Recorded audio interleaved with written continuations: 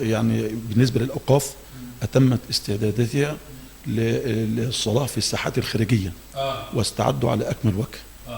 ده بالنسبة للساحات. تكلمنا برضه حضرتك عن فضل الأضحية. فضل الأضحية يعني المولى سبحانه وتعالى يقول فصل لربك وانحر.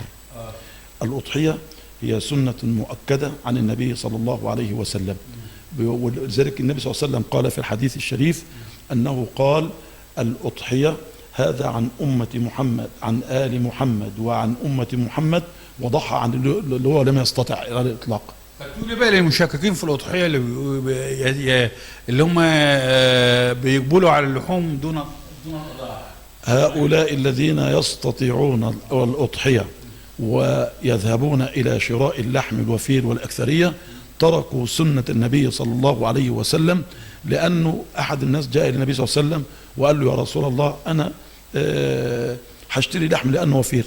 النبي صلى الله عليه وسلم قال له الحديث لا، النبي صلى الله عليه وسلم ضحى بكبشين أملحين يعني أبيضين وضحى بهما وقال هذا عن عن آل محمد، عن محمد وعن آل محمد، وهذا عن أمة محمد. مين هم؟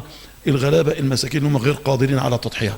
ثواب الأضحية بالنسبة لثواب الأضحية أن الله عز وجل غفر له وأعتقه من النار، بالإضافة إلى أنه سنة عن النبي صلى الله عليه وسلم وقد أصاب سنة الإسلام. هذا